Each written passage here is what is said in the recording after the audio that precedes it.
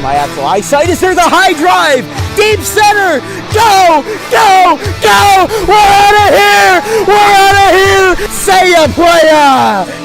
Just like they drew it up in Hollywood. Caladros, the 3-2. Swing and a miss! And the Audubon Green Wave have upset the Kingsway Dragons! And this is it for good! The Audubon Green Wave are back in the Final Four! A gold pile on their side! All right, ladies and gentlemen, welcome to DW Broadcasting's coverage of men's varsity. From our entire crew, we'll see you tomorrow. Have a good one, folks.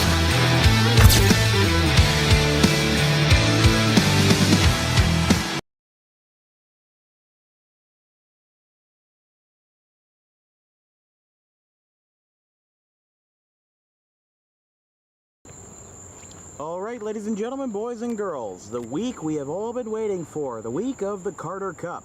Welcome to game one of a potential three-game set between the Roughriders and Cherry Hill Pitman. And boy, does this seem awfully familiar, considering this is the exact same matchup from last season and the third matchup between these two ball clubs in the last 5 years. You know, this is seasoned versus young, and not saying that young is bad, but look, the Roughriders beat Cherry Hill Pitman, which were the favorites last year, and the Roughriders again coming into this game as the lower seed in the playoffs. Last year, the Roughriders were the 6th seed, CHP was the 4th, and this year, Cherry Hill Pitman, the 2 seed, just one game behind Cherry Hill third base, which got knocked out by the Roughriders in Game 3 of the semifinals. So this has been a wacky and unusual postseason. We've had Cinderella stories, and we've had stories of domination get turned away. So now it all culminates in the first full week of August, here on Monday, August 5th from Alcyon Park. I'm Dan Wilkins, joined by Emmett Canary tonight here as we've got our first game of a 3-game set.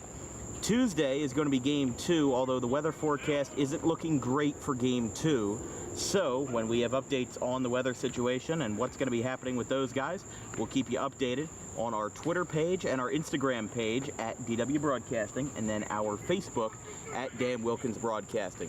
Cherry Hill Pitman will take the field, and as they look to avenge their loss from last year, they've got the #1 starter and #1 pitcher, maybe even #1 player in the entire Tri-County Baseball League, former Cubs farmhand Chris Rollins. He gets the start here for Cherry Hill Pitman. And look, we've been over the phenomenal statistics before, and the thing about Chris is that, you know, look, he just never stops working. He's a workhorse. He balances his work and his life, and look, this is his work. We were to him during the or after the quarterfinal game a couple weeks back, and one of the things that he said was that, well, for a couple of years I was focused on pitching in other summer leagues and semi-pro leagues during the summer, and last year he actually picked up a professional contract with the High Point Baseball Club in North Carolina in the Atlantic League to play independent baseball. But look, this guy was a draft pick out of RCGC, spent a couple of years in the Cubs minor league system, and this team itself has another minor leaguer, or a former minor leaguer, in the center fielder tonight, Billy Rice, another former Philly farmhand. But the thing is about Chris Rollins is that he has had probably the most dominant season of all dominant seasons that you might ever see when it comes to a pitcher or a hitter. He's a two-way player batting in the cleanup spot tonight, and the resume on this guy is unmatched. 111 strikeouts in 69 2/3 innings pitched, 10 appearances, 10 complete games, a 0.80 ERA, a 0.96 whip, a 177 batting average against, and no homers, and only 8 earned runs allowed in that. Now, the reason why his ERA is that high is, if you remember the semifinal Game 2 versus the South Jersey Grizzlies, he had a bad second inning where he allowed 4 runs.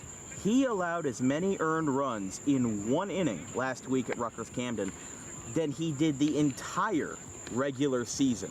And he has accounted for 53% of all Cherry Hill Pitman strikeouts this year, regular season and in the playoffs, and he has pitched over 44% of all CHP innings. The man is unstoppable, but what do they say in the physics class? They say an unstoppable object moves into an unmovable force, and here we are. Chris Rollins facing off against the leadoff man for The Roughriders tonight visiting here in Game 1 from Alcyon Park. Shane Daly, the center fielder out of McDaniel College, versus the #1 pitcher in the entire summer. There is a first pitch strike to kick off the 2024 Carter Cup.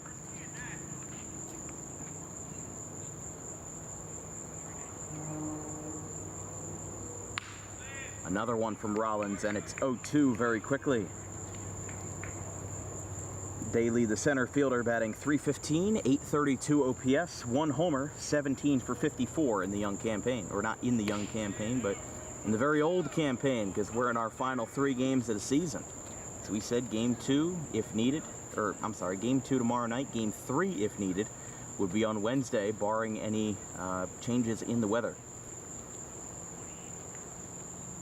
Rollins with a 1-2. This is inside. And it's 2-2. Daly with 12 strikeouts on the season, 4 extra base hits, and 3 walks. 406 on-base percentage. I apologize, I had to count wrong. And Daly gets a free pass to start off this 33rd Carter Cup. The Carter Cup was memorialized in 1989 to honor the life of Harry Carter, one of the most dedicated managers and community servicemen in Tri-County history. Carter managed the Winona franchise to league titles in 1974, 1975, and 1983. As here's a chopper foul. Daly was on the run, but he'll have to go back. He began managing amateur teams in 1940, retired in 1987 from Winona at an astonishing 84 years old. It was commemorated in 1989 with the first championship under the Harry Carter Cup going to Robert Thomas Securities. And the Roughriders winning 3 times during that stretch. 1993. Oh, hold on here. Fly ball, left center field, going back to the wall. And it's taken in there by Scott Shaw. And there's out number 1 as a deep fly out to left center by Monmouth's Eric Sabato. And this brings up the number 3 hitter out of West Deptford and also now of McDaniel College, or excuse me, yes, of McDaniel College, Shea McKenna. Let's take a look at what the Roughriders are dealing with in our starting lineups, brought to you by Tommy D's Home Improvement. For the Roughriders tonight, led by first-year manager Jake Swerdloff at Shane Daly in center, Eric Sabato left, Shea McKenna at third base, Ian Murphy of Lackawanna College at first, Jake Swerdloff at the DH spot, Danny Vasquez of Rutgers Camden at second base, Andrew Brown of Cinnaminson behind the dish, Shane Perkins at short, and Cole McKenna, West Deptford, third outfielder, and also Seton Hall commit, future Seton Hall Pirate. He bats in the 9 spot, batting in right field. Former Haddon Heights pitcher and current TCNJ lefty, John DiCostanzo, gets the start for the Roughriders here in Game 1. So a throw over to first almost was disastrous, but ended up being no harm, no foul.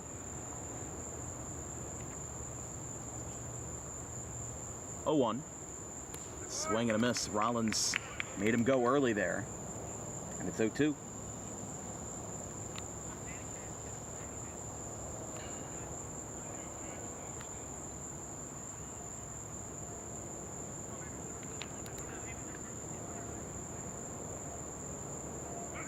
Another throw over to first. Rollins making sure he's on his toes.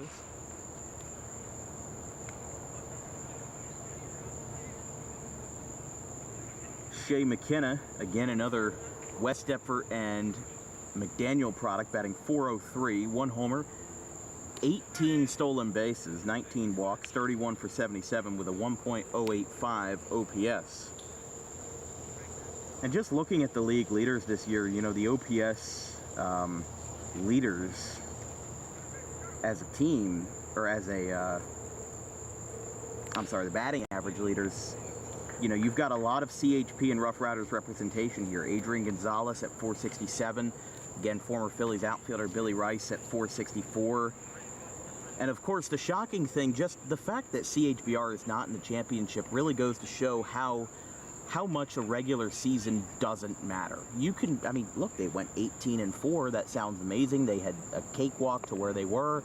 First round bye, best record in the league, and then they get knocked out in that semifinal series. That ball gets away from Alvarado, McKenna is retired. They will not call that a dropped third strike, and instead, Daly advances to second for out number 2. And this brings up the cleanup man, Ian Murphy. But, you know, the downfall of CHBR was just, it was almost identical to what happened last year. So the fact that, you know, they didn't get anything going and now have to watch from the sidelines is a pretty astonishing thing when you think about it. But CHP, though, they have not let that faze them. A 4-1 playoff record. They only went to 3 games versus Sewell in the quarterfinal round, swept the South Jersey Grizzlies, and now are looking for wins number 5 and 6 in their playoff journey. And look, the Roughriders have not had an easy road. Had to play Camden in the play-in round, which, you know, many people thought was going to be a closer series than it was, and the Roughriders did win 2-0. But then went to a game 3 in both their quarterfinal and semifinal series, as that's going to be an infield single for Ian Murphy. I apologize. Shea McKenna is on first base, so we got that a little bit confuzzled there. So let me retrace there. There's 1 out, runners on the corners. We just had the count wrong there up on the scoreboard. So Ian Murphy does bat here in the 4 spot, out of Lackawanna College, a NJCAA Region 19 university, as that one is away. Here comes Daly to the plate. They're going to have a play. He ducks for the tag, and he's safe. Shane Daly gets the first run of a Carter Cup in a field pitch fashion, and he's here in the top of the first inning.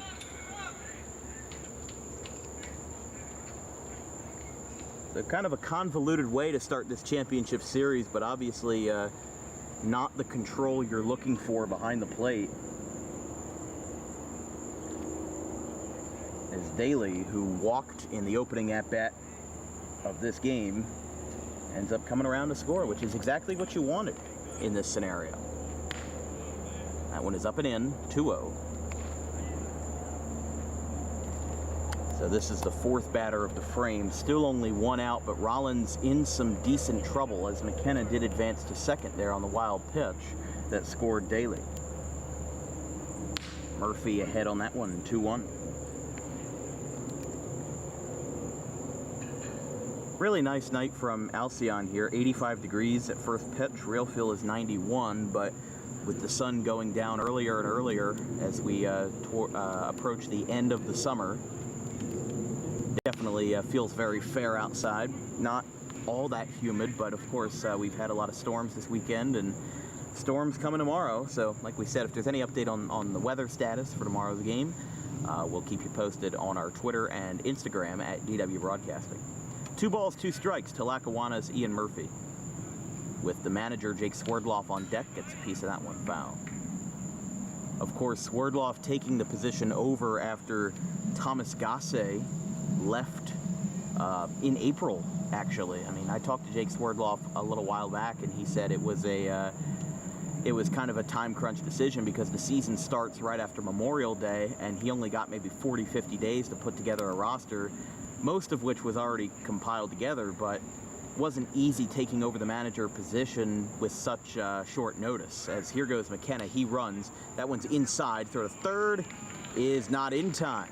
And McKenna does advance, so not making it any easier for Chris Rollins, the ace, the self-proclaimed and widely proclaimed ace of the Tri-County League. Does not make it any easier for these guys right now. 3 balls, 2 strikes, and 1 out to Ian Murphy with another extending run on third, and that is ball 4. So 3 of the 4 men to hit this inning have reached base, and Chris Rollins obviously not in the ideal position right now, as this brings up Jake Swerdloff. Swerdloff, a graduate year student out of UMass, home of the Minutemen, batting .373 as the player manager, 19 for 51, 4 extra base hits, and an .886 OPS. Also a 0 ERA on the hill, as that's going to be a base hit in the left field. That gets a run home. That scores Shea McKenna, and Jake Swerdloff helps his own cause. It's 2-0. We were just talking about during the break, or not during the break, but during the pregame, that he allowed 4 runs in the second inning of that game 2 in the semifinals versus the SJ Grizzlies last week. So doesn't make it any easier that he has now allowed his 10th earned run of the season. And there's a line drive over the middle, stopped by Steven Massaro, flips it to Gonzalez for 1 on the first, is in time for an impressive 4-6-3 double play, started by the former TCNJ Lion, Steven Massaro.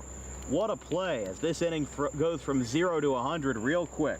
2 runs come across, including an RBI single by the player-manager Jake Swerdloff, but a double play puts the brakes on it. 2-0 as CHP grabs their bats in the bottom of the first.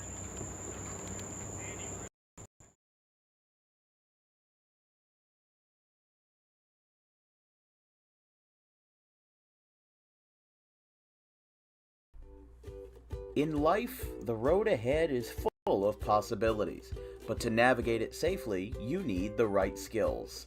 Harper Driving School is the premier driving school serving Gloucester, Salem, and Camden counties. With experienced instructors, many of whom are teachers in local schools, we are dedicated to your success and will help you master the road with confidence.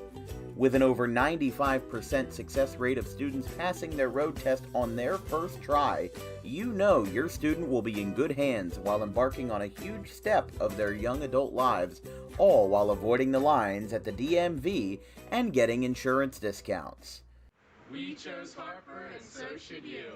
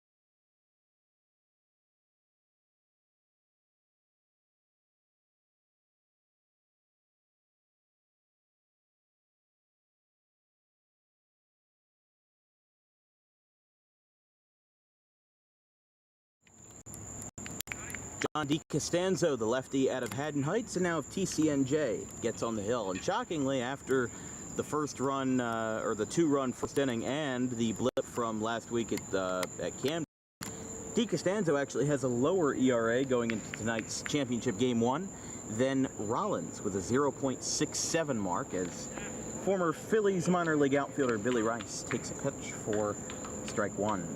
DiCostanzo 31 1/3 innings, 2 hit batters, 1 homer, 1.09 whip, 0.190 batting average against, and a 0.67 ERA in 7 appearances. DiCostanzo also pitched in Game 1 of the Carter Cup last year as ground ball to Danny Vasquez at second base.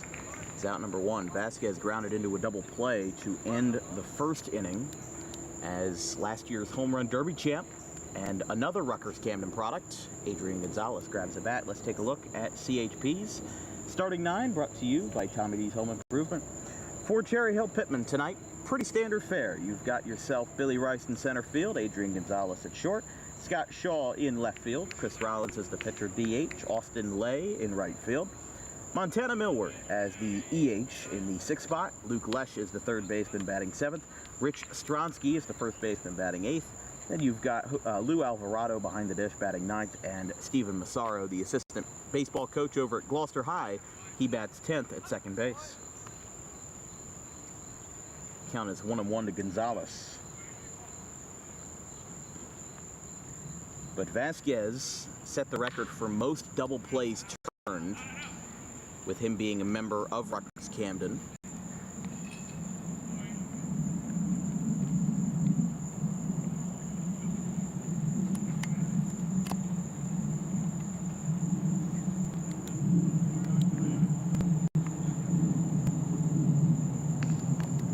Gonzalez, as I said before, probably one of the top 5, top 10 players to come out of Rutgers Camden.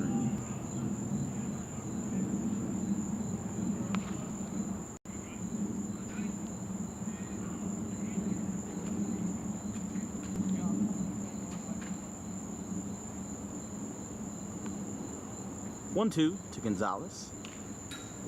Taps that one foul, just getting a piece of it here. As we said, Gonzalez was last year's Home Run Derby champion in the All-Star festivities between the South Shore Baseball League down in Atlantic County and Cape May County and the Tri-County Baseball League. They held their second annual All-Star game this year with the Tri-County team winning by a score of 4-3.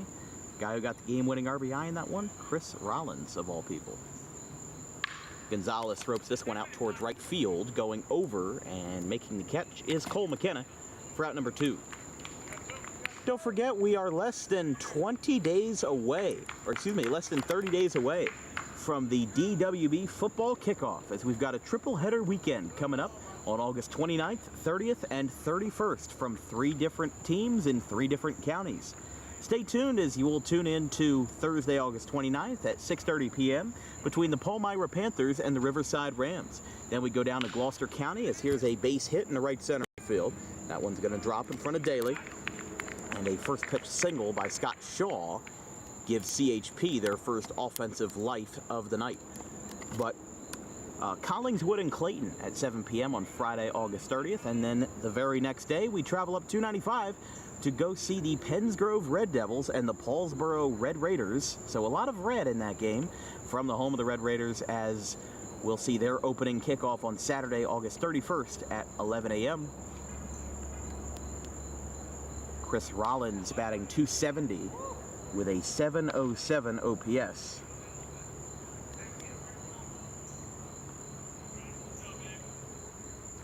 One ball, no strikes to Rollins. I mean, he acts like a player manager of this team. He's not officially listed as the manager. Kip Bard is, of course, one of the winningest and most heavily respected managers in the entire Tri-County League, if not all of South Jersey. You know, he's been doing this for 30-plus years now with the Cherry Hill team and has won them numerous championships, including back in 2019 over said Roughriders. So, you know, look, these guys have been here and done that. Obviously, last year's championship loss hurt, you know, losing to a young team. Obviously, CHP is the most seasoned team of this Tri-County 13-team league. As here goes the runner down to second base. Looks like the throw beat him, and he got him. Scott Shaw thrown out at second base. Danny Vasquez on the tag, and the side is retired. So Shaw gets thrown out, and the Rough Riders still hold their lead as a ground ball, a fly ball, a base hit, and a stolen base, no deal, will end up retiring the side. It's 2-0 Roughs after 1.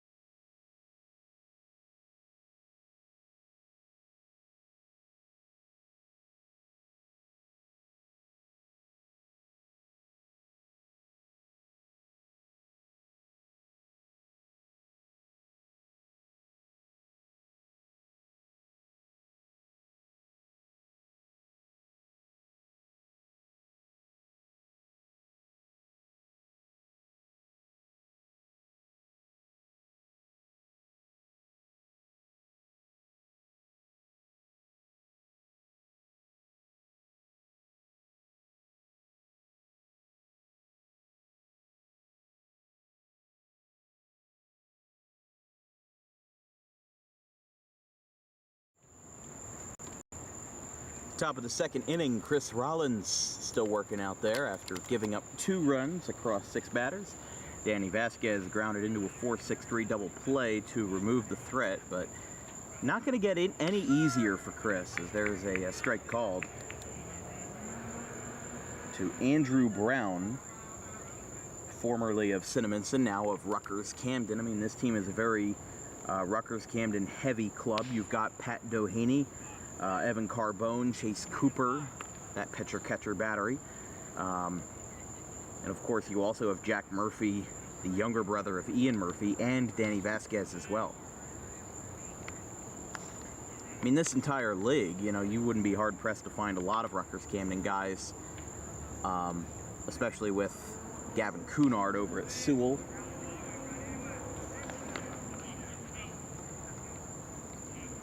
As well as, well, Steven Schaefer's playing over in Cape Cod, actually.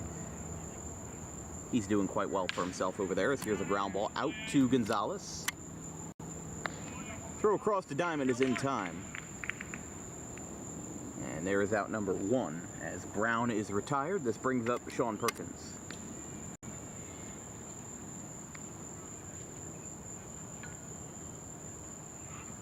Perkins batting 196, 9 for 46, 614 OPS, 5 RBIs, and 18 walks in the campaign.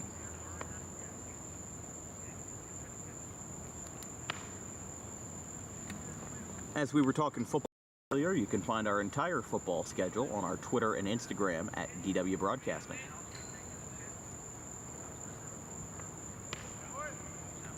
Strike called, 1-1.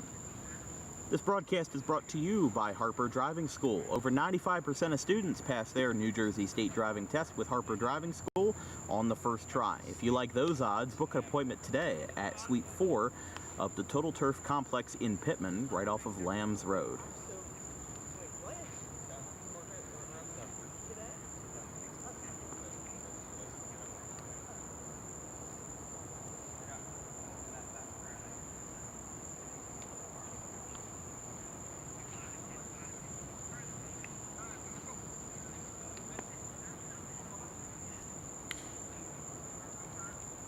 Two balls, 1 strike. Looked a little inside, but called a strike, and it's 2-2.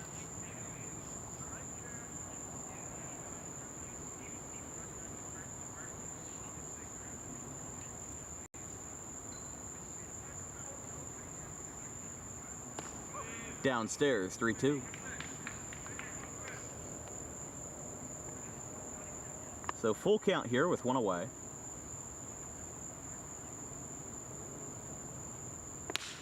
And they're going to say he went on that one. That's the first strikeout for Chris Rollins tonight. And maybe a little dissent from the Roughriders group, but still counts the same. And Cole McKenna will bat here in the 9 spot to round out the order. So 2 away in the top of the second. Definitely a much calmer frame. And a fly ball popped up down the right field line, going over against the fence, and Rich Stronsky makes the catch. Great play against the fence there, the chain link down the right field line to bring that one in, and 1 pitch ends the top of the second. Roughriders do not get anything going and are retired in order. We go to the bottom of the second, still 2-0 Roughriders here in Game 1.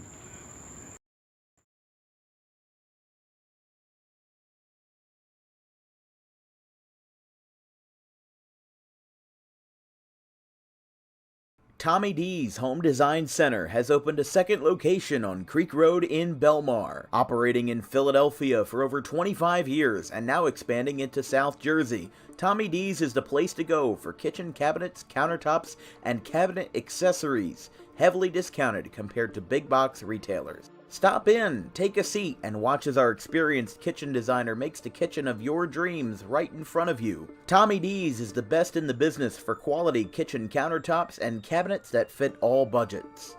Call us today at 856-210-9504 or visit the new location in person on the corner of Creek Road and Harding Avenue in Belmar next to the 42 on-ramp.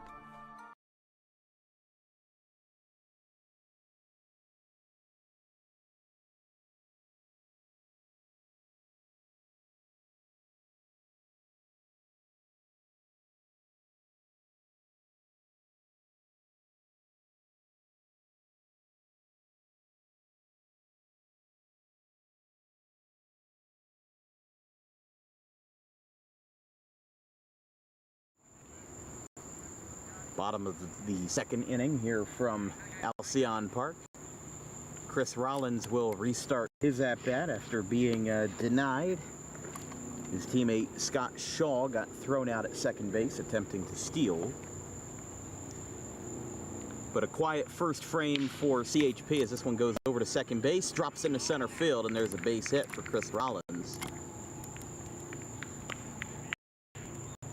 So he gets himself aboard.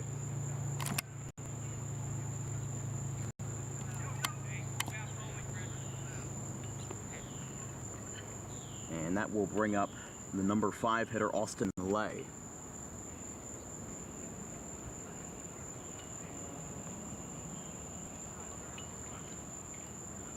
Lay out of Gwynedd Mercy batting .302. 19 for 63, 7 walks, 12 strikeouts, and a .736 OPS. That one's fouled back. Also a 3.86 ERA on the Hill with 16 and a third innings pitched. As we said, you know, this CHP team, especially on the Hill, revolves around Chris Rollins. You know, usually you see guys piggybacking off each other, but, you know, Rollins said this year, as there's a base hit in the right field, that one's going to go down into the corner for McKenna, and it will hold up Rollins at second base. And CHP looking like they're back in it with back-to-back singles, one to center and one to right. And this brings up the number 6 hitter, excuse me, Montana Millward. Number 7 hitter, Luke Lesh is on deck.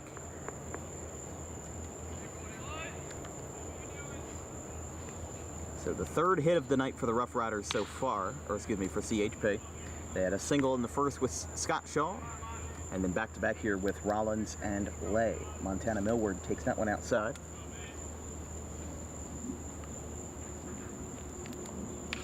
Gets a piece of that foul. And it's 1-1.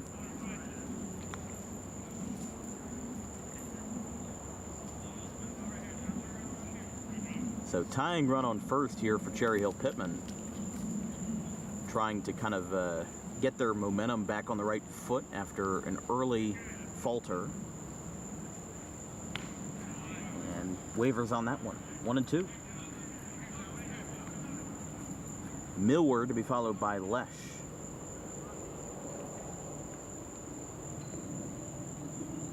Decent crowd on hand tonight, both in the outfield and behind the dish.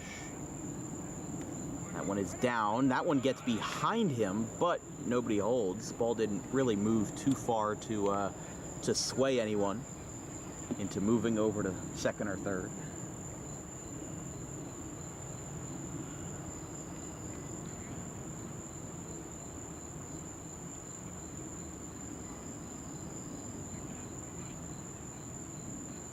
Way upstairs, and DiCostanzo strikes out Millward for out number 1. And that's one of those things where in a 2-2 count, you both have to be conservative and aggressive at the same time. You have to be conservative not to chase anything, but you also have to be aggressive to make sure that you hit the ball that you want and make sure that you hit it hard, especially with 2 runners on and nobody out. You want to be the guy to get CHP back in this game, but swinging at a ball that's basically at your eyes just doesn't help in this scenario. And, you know, I could understand maybe golfing for one or trying to tomahawk it if you're on the first pitch of an at-bat, but in a 2-strike situation, that's not the kind of pitch you want here, especially from a lefty like DiCostanzo, who will and can throw that one again. Curveball away. You know, I just remember him pitching at Haddon Heights, and he was pretty filthy.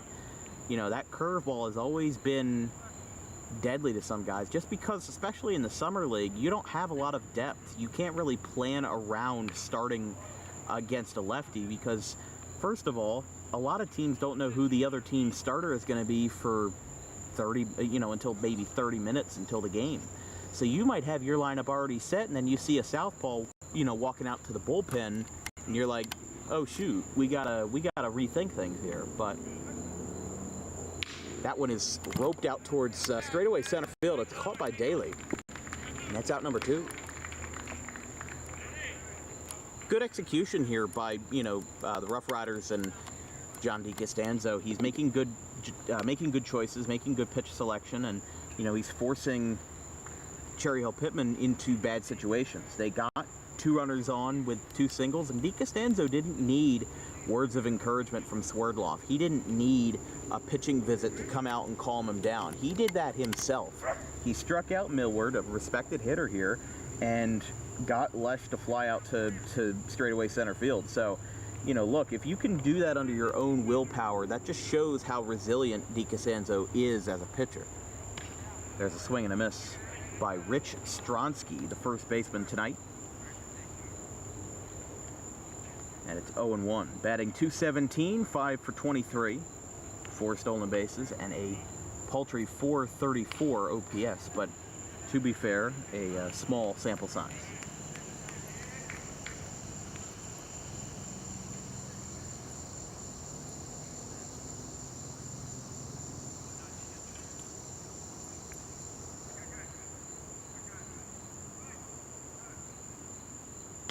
Swing and a miss. So the threat is halted, and especially with CHP getting multiple base runners on in both innings, a sigh of relief for John Di Costanzo, as we are through 2 here at Alcyon Park, and the Roughriders are up by 2 here in Game 1. We'll be right back.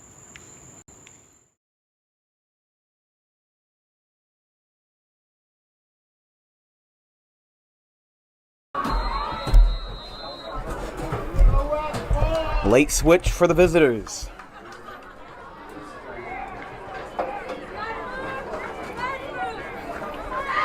Again inside their 5.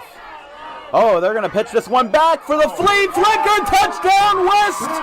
Oh, my goodness! Taking inspiration from Nick Foles and Trey Burton.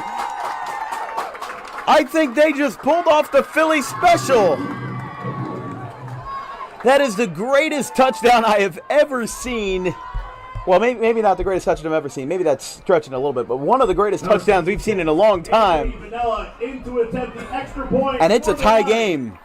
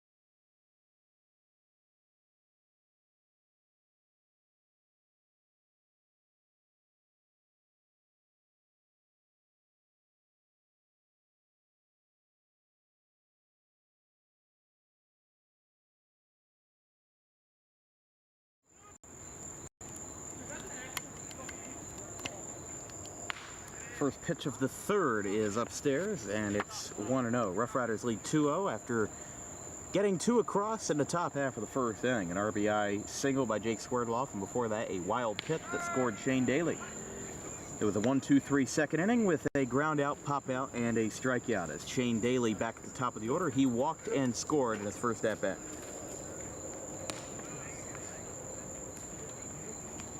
2-1. This broadcast is brought to you by Tommy D's Home Improvement. Make your dream kitchen come true today with wholesale kitchen cabinets and countertops at heavily discounted rates compared to big box retailers. Visit today at 612 Creek Road in Belmar, next to the 42 on-ramp. That ball is smoked out towards center field, and Billy Rice is there. Out number 1. Daly gets some good distance on that, but not enough for Billy Rice over in center field.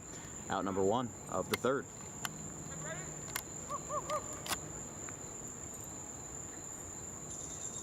Of course, DWB having 2 back-to-back triple-header weekends this football season. We already mentioned the first, which is Thursday, August 29th with Palmyra and Riverside, Friday, August 30th with Clayton and Collingswood, and Saturday, August 31st, as that's going to be a base hit in the left field. Off the bat of Eric Sabato. He is now 1 for 2 on the night. And as we said, Pennsgrove and Paulsboro on Saturday, August 31st. But also week 1, there is another triple header going on that week. Thursday, September 5th for a rare 4 o'clock Thursday game between the Gateway Gators and the Haddon Township Hawks from Haddon Township High School. Friday, September 6th, we go down to Gloucester County for coverage between the Timber Creek Chargers and the Kingsway Dragons. Saturday, September 7th, we go back to Camden County for the Salem Rams and the Woodbury Thundering Herd. That's a 10:30 a.m. start as Woodbury has their first home game of the 2024 fall season.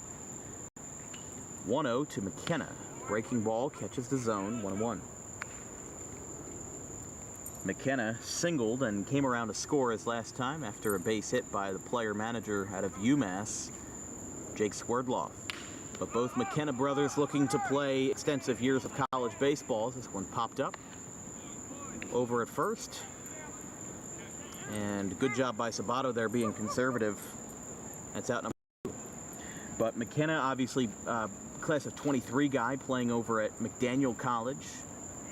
Now a rising sophomore there. And Cole McKenna, who just graduated from West Deptford High, going to be playing over at Seton Hall this upcoming spring, playing Division I baseball for the Pirates. I think that's Big East. Not sure which conference that is, but here comes a throw to second that's wide, and Sabato steals second base. Alvarado had to get a throw off quickly, but did not get that one there. So, story of this inning has been Daly flies out to center field, Sabato singles, and McKenna pops out to first base, bringing up Ian Murphy. He walked his first time, made it all the way to third base, but did not score. 1 ball, no strikes here. With a runner in scoring position, Roughriders looking to capitalize here. They're going to throw back to second. A diving stop, safe. Gonzalez got real close on that one.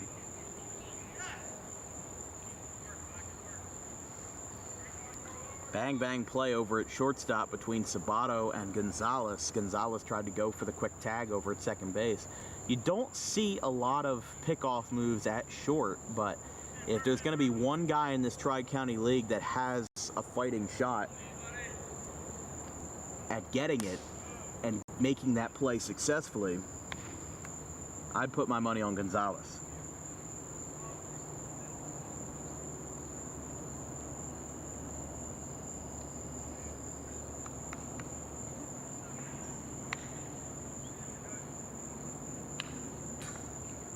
Fouled back.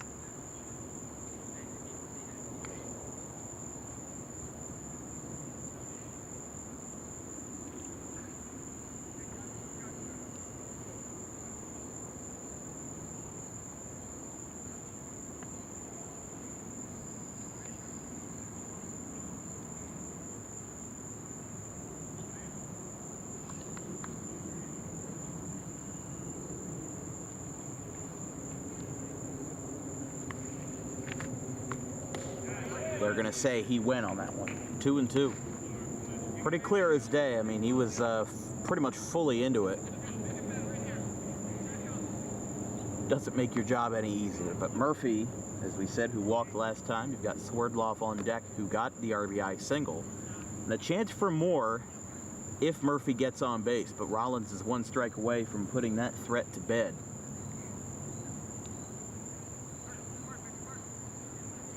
2-2. Rollins looks back at second. And that one is in the dirt. You could tell Rollins was affected by that runner over at second with Sabato. He kept looking over and over and over again. And then when he actually threw the ball, it was a curveball in the dirt. So he's and Sabato tried to jump too. He started running mid-motion and then ran back. So this is the part of baseball that has those intensive mind games where, you know, runner's trying to fool the pitcher, pitcher's trying to fool the runner. Batter's trying to fool the pitcher, pitcher's trying to fool the batter. Everybody's trying to fool each other, and we end up being foolish instead. So it's no easier for these guys to make it work. There's strike 3, as even though Sabato was running on the pitch, Murphy goes down on strikes for Rollins' second K of the afternoon. We go to the bottom of the third. Roughriders still holding steady, even though they did not score in that frame. Still 2-0.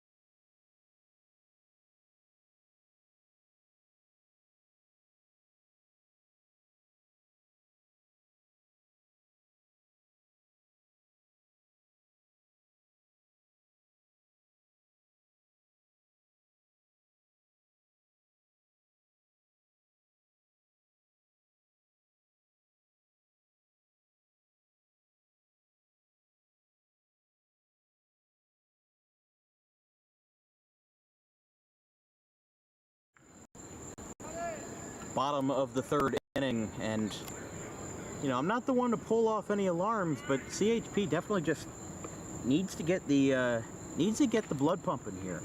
It's very unusual of them to see them, without a lot of energy in the dugout. And DeCostanzo seems to be a part of that right now, and a big part of it, where, Roughriders made their point known early. They got the 2 runs across. They said, hey, we're here. Look at us. This is what we can do. And then they've shut them down in the second and third, but a big swing and miss there by Alvarado as he was looking to send that one back to Salem County. But count is 1-2. You've got Alvarado followed up by Steven Massaro, and we'll turn the lineup back over to Billy Rice. So maybe it's just the bottom of the order, but definitely this first rotation hasn't had much to inspire. They've had 3 hits. DeCostanzo's had 2 strikeouts, but ever since that stolen base attempt went awry in the first inning, these guys, have been falling behind a little bit. Here's a high chopper over the middle, goes to short, and Alvarado doesn't exactly run that one out, and there's out number 1. Still very early. I could be eating my words in just a couple of minutes with how productive the top half of this CHP lineup is. We saw it last week with the Grizzlies. The fact that they were down 5-0 and then came back with an 8-run 4th inning made a lot of people eat their words, made a lot of people foolish. There's a strike called to Massaro. 0-1 here to the former TCNJ product and current assistant baseball coach over at Gloucester. This one fouled back. 0-2. Already so excited for the 2025 baseball season. Obviously, Gloucester's going to get some representation with them being the South Jersey Group 1 champions this past season, and just so much to look forward to with our new connections with baseball. The fact that my schedule is a lot freer now because of with me graduating high school, I don't really have that many commitments with Audubon baseball anymore. Our playoff options are a lot freer. Our options in general are a lot more open. So we'll be getting a lot more teams covered. A lot more teams are getting action. A lot more tournaments are going to be covered. I think we're going to probably have the best season that we've ever had of high school baseball, at least on my broadcasts, in 2025, because we're going to go all out. We're going to do what we have to do to make sure that that everybody gets a piece of the pie, whether you're in Burlington County, whether you're in Gloucester County, Salem County, Cumberland County, Cape May County, for all that matters. We're going to make sure everybody gets a slice of the pie, and we're really excited for what we have planned. Not planned, but in the making next season. 1 ball, 2 strikes with 1 away, as we had to wait for a couple foul balls to make their way back onto the field. Massaro with his first at-bat tonight. Again, that TCNJ product batting .333, 13 for 39, 5 extra base hits, 3 RBIs, and a .766 OPS. That's another one foul. This game had good pace for a while, just as kind of slowed down a little bit.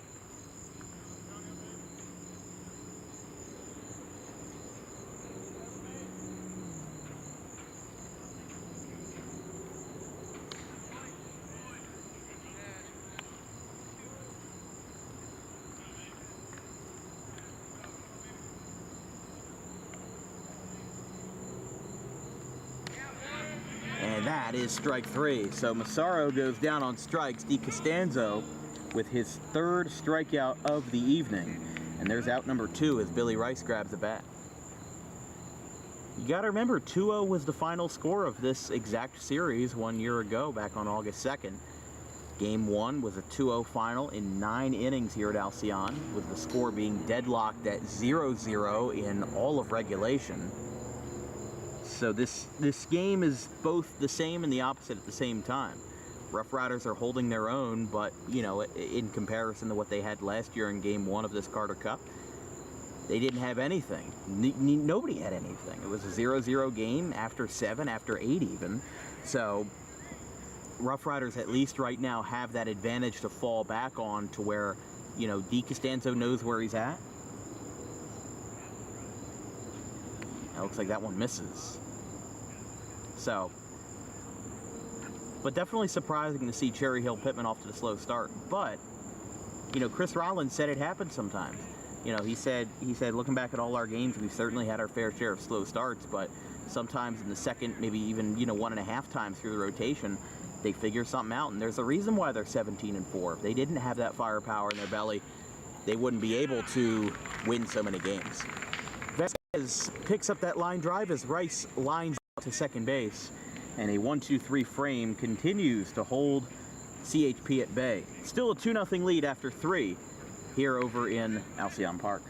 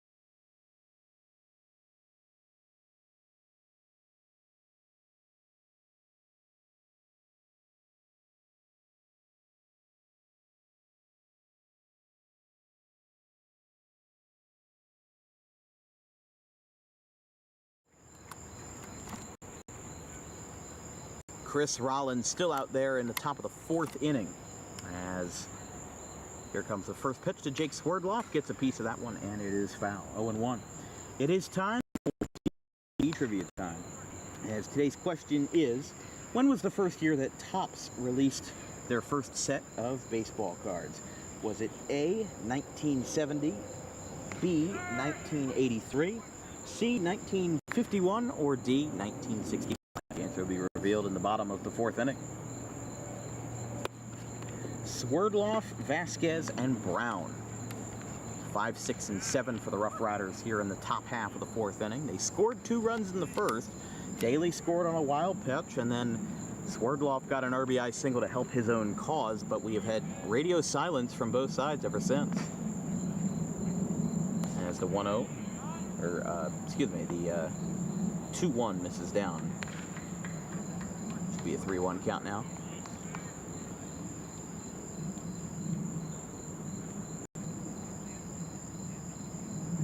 Rollins kicks and delivers. And there's actually strike 3, I apologize. Rollins with his 3rd strikeout of the night. There's out number 1. See, if Hill Pitman can hold the Roughriders at bay, the lead they have, you know, that still keeps the door basically wide open with how hot Hill Pitman can be in the middle frames and in the late frames of a ball game. You know, sometimes they don't get it right on the first try, but as long as Rollins is still dealing out there, even if you have an early hiccup, he can still find a way to get you in the right spot. Vasquez grounds out 4-3. He's 0 for 2 tonight, as Andrew Brown steps up. Also 0 for 1 tonight, grounded out 6-3. His first time.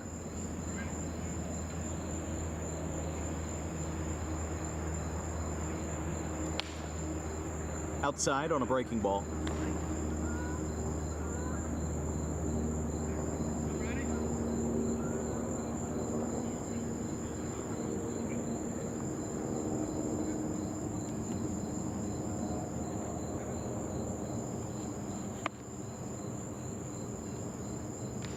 Swing and a miss, 1-1. As we said, Vasquez grounded out to short his first time. You've got Sean Perkins on deck. struck out swinging his first time. But Rollins obviously not letting that pressure of the first inning affect him too much. Had a bit of a hiccup in the third, but again, nothing too serious. You know, he had that one slip up, and now he's back in the groove, and it's those first inning jitters that always affect guys like Rollins, or really any pitcher this good. You can't always come into a game the same way you leave it. And that's going to be strike 3 for his 4th strikeout of the night. A seamless and flawless 4th inning. We go to the bottom half, and it's 2-0 Roughriders.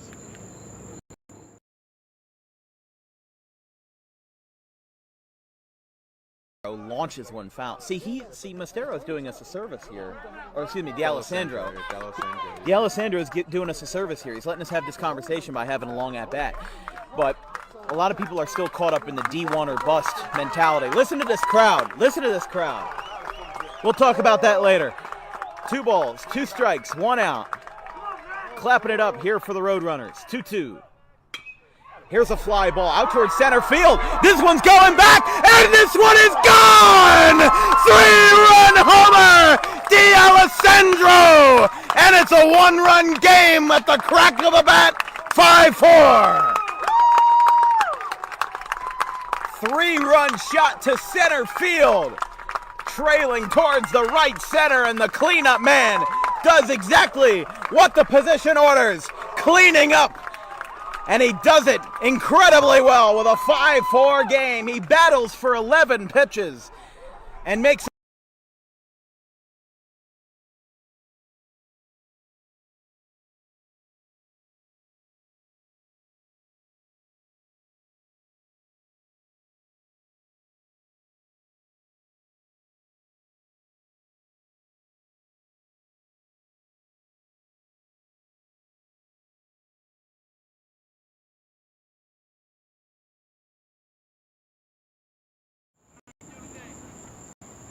Bottom of the 4th inning here under the lights of Alcyon Park. Roughriders still holding steady. Hill Pitman looking to get back into the swing of things. You know, look, they had a decent bottom of the 3rd.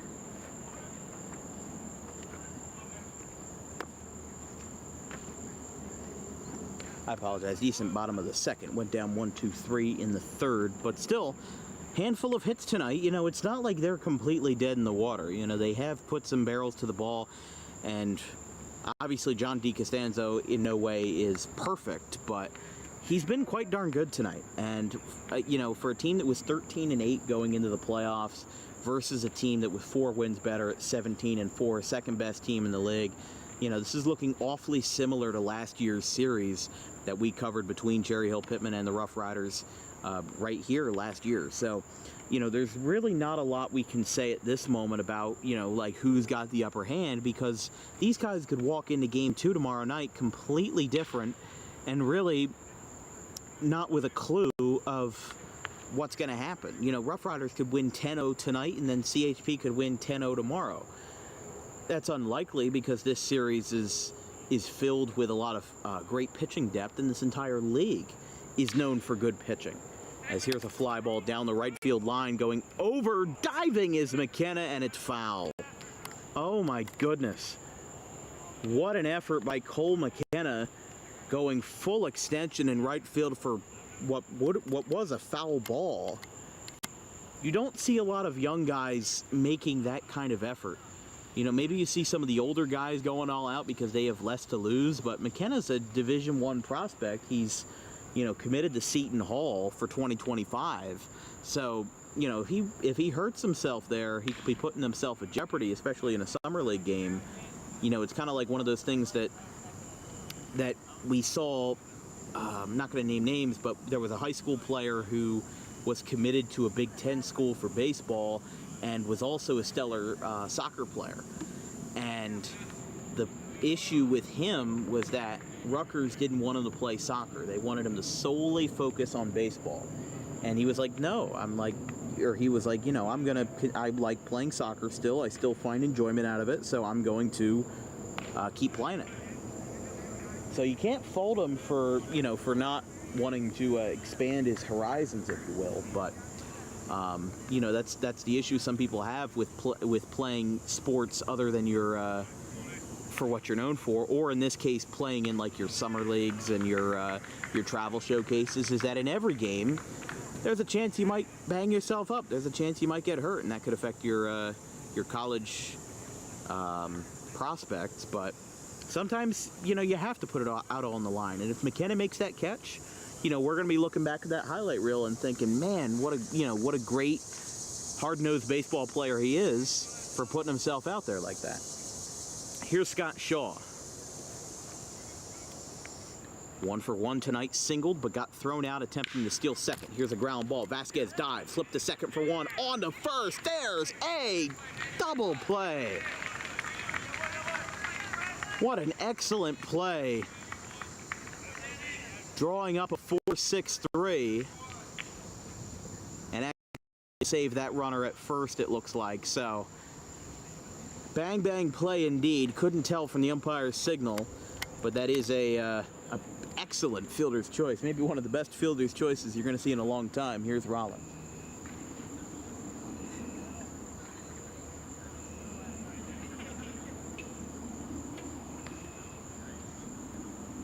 It's time for DWE Trivia Time. Today's question is, when was the first year that Topps manufactured baseball cards? Was it A, 1970, B, 1983, C, 1951, or D, 1965? Our producer tonight, Emmett Canary, you got a guess?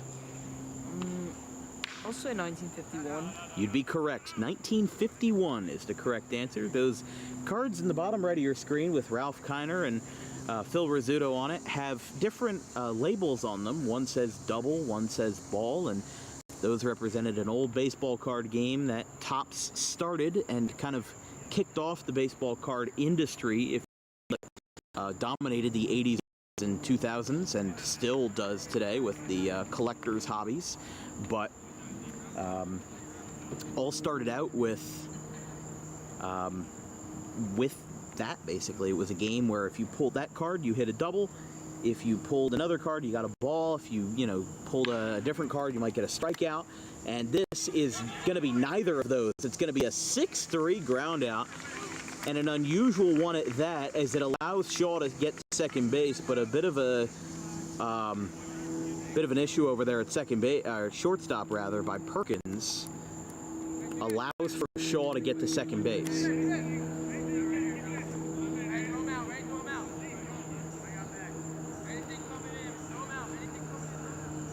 So here is the lefty, that being Austin Lay. He singled his first time. CHP still looking to get on the board here in the bottom of the fourth inning. And, look, this has been a lightning fast game. We're an hour and 4 minutes into this one, and it's the bottom of the fourth inning. We're already past that. We're basically in the halfway point. Really surprising to see this much speed from these guys. Strike called.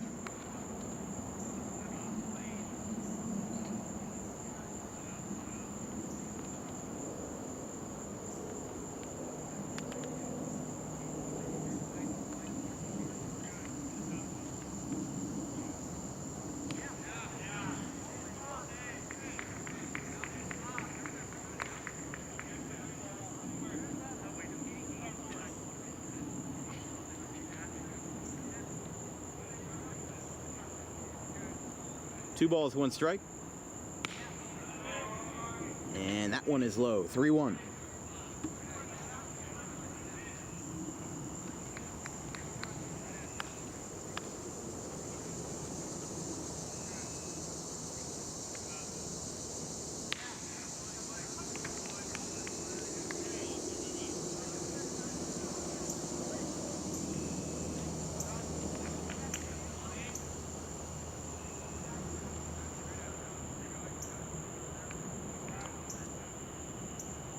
Swing and a miss. D. Costanzo picks up another strikeout, and the side is retired. We are through 4, and the Roughriders are red hot. It is 2-0.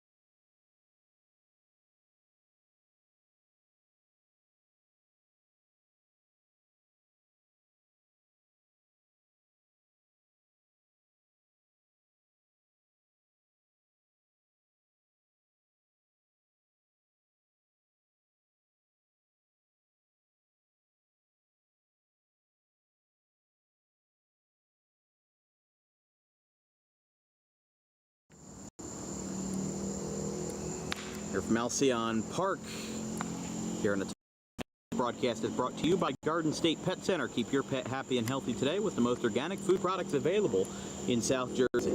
Visit 7 Days 226 South White Horse Pike in Audubon.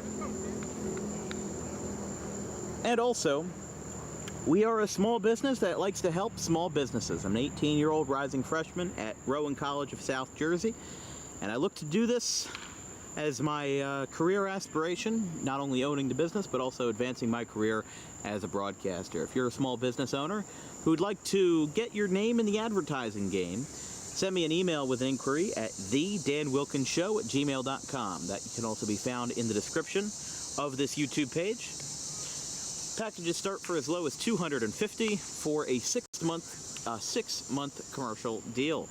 Along with that, if you're not a small business owner but just want to help out, we also have a Venmo at DW Broadcasting. No spaces, no hyphens, and no space for error here as a fly ball in the left field is caught by Shaw, out number 1. But our Venmo is at DW Broadcasting. If you'd like to pitch in just a little bit, it goes towards travel costs, equipment expenses, as we are looking to upgrade the equipment in a little bit, and also college funds. Not easy going to college and not easy trying to advance my career. So if you like what you see, of course not required by any means, but if you have a little to spare, it is surely appreciated for somebody like myself, a youngin', if you will, trying to get into the broadcasting game and trying to bring you 7 days a week of coverage of South Jersey athletics.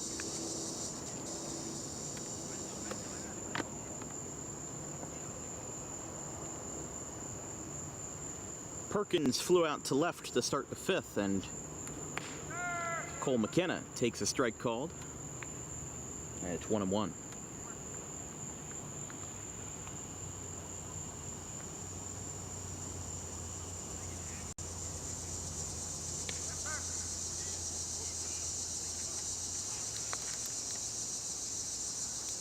Two balls, one strike.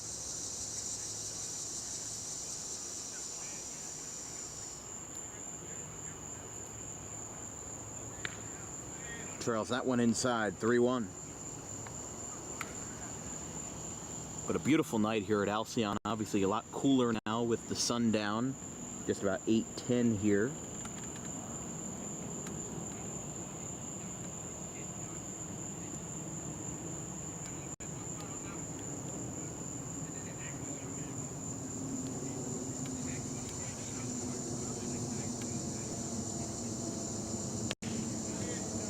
Inside for ball 4. And the Roughriders have a 1-out base runner with McKenna.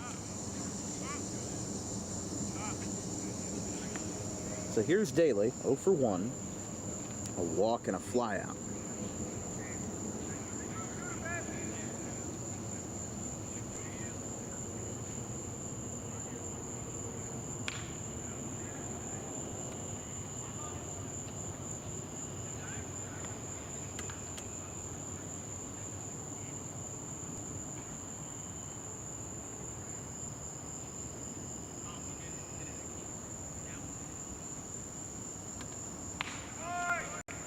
Strike called.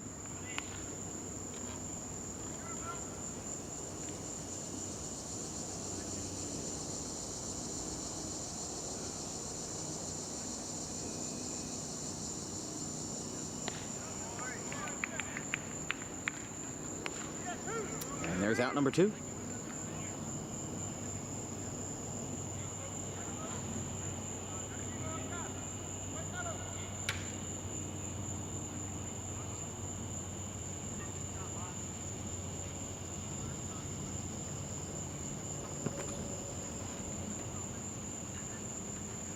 Sabato at the dish now out of Monmouth, 1 for 2 tonight, and first pitch is fouled. Flew out to right and also singled.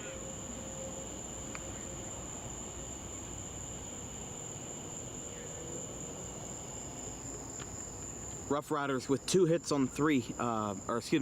on 3 hits tonight. No errors in the field, but they have been mostly shut down by Chris Rollins. 2 of their 3 hits came in the first inning, had 1 in the top of the 3rd, but nothing since. And that's exactly what you want if you're Chris Rollins at this point in time. You know, you need to shut these guys down and get your offense woken up. You know, it's kind of like Jacob deGrom syndrome, where you can pitch 7 innings of 1-run baseball, but if your team loses 1-0, then that's a different story. Fly ball to left, and it's out of play into the trees. And it's 1-2. I mean, you know, I just remember Jacob deGrom 4 or 5 years ago when he was with the Mets. It would be like clockwork. He would throw 7-8 innings, 1-run ball, you know, 10-11 strikeouts, and then his team would lose 1-0 or 2-1. Runner goes. Breaking ball is strike 3 on the inside corner, and that will retire the side. So he'll be stranded at second base, and the inning is over. We go to the bottom of the 5th inning here from Alcyon Park. Still 2-0 Roughriders, but Hill Pitman with 9 outs and a lot of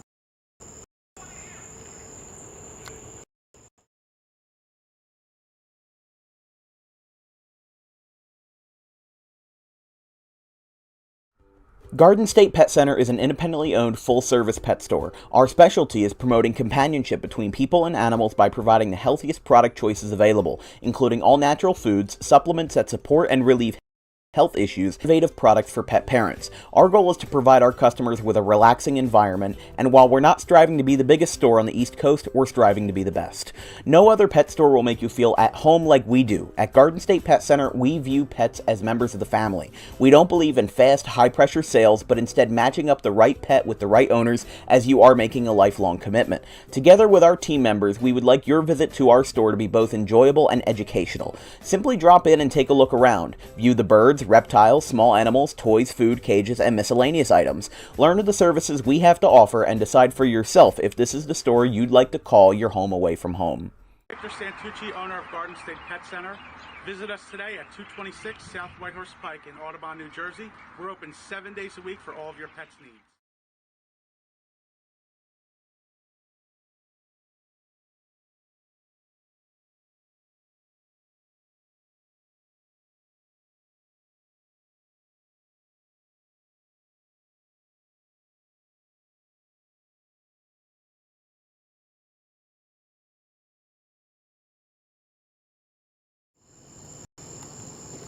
Bottom of the 5th inning, Hill Pitman with a lot to play for, but not a lot of time to do it. It's still game 1, it's still relatively early, and these guys can turn it around, but they've got 9 outs to get 2 runs on the board, and considering they've been held scoreless by D. Costanzo through the first 4, not the craziest thing in the world that we've seen. Here's a swing and a foul. Getting the party started in the 5th is Montana Millward. He'll be followed up by Luke Lesh and the first baseman, Rich Stronsky. Millward, one of the relatives of the leader of Pitman Parks and Recreation, which is in charge of Alcyon Park, turned the lights out on us last week. We were here for Game 3 between the Roughriders and CHBR, and Jake Clark and I were walking down the right field line, and they shut the lights out on us. So that was a little surprising. I'm just standing there, and I'm walking, you know, and I've got my equipment out,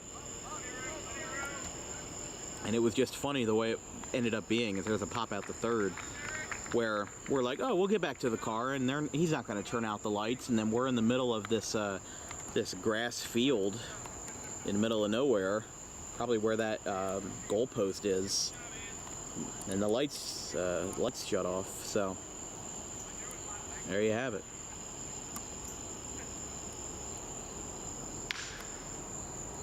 First pitch is going to be a base hit in the right field. And Luke Lesh gets the first hit of the inning for CHP.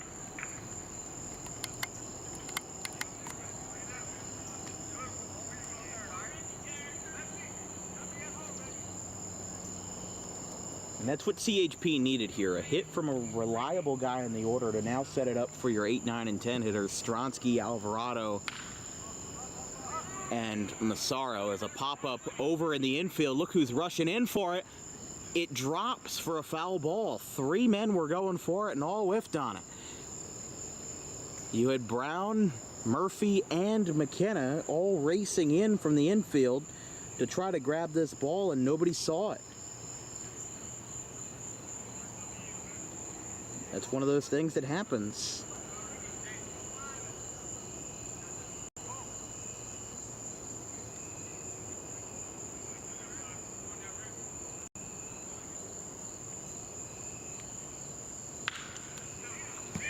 There's a ground ball out towards short. They're going to have a play at first, and he got him. So it did advance Lesh to second. They got him out there. Stronsky is retired for out number 2.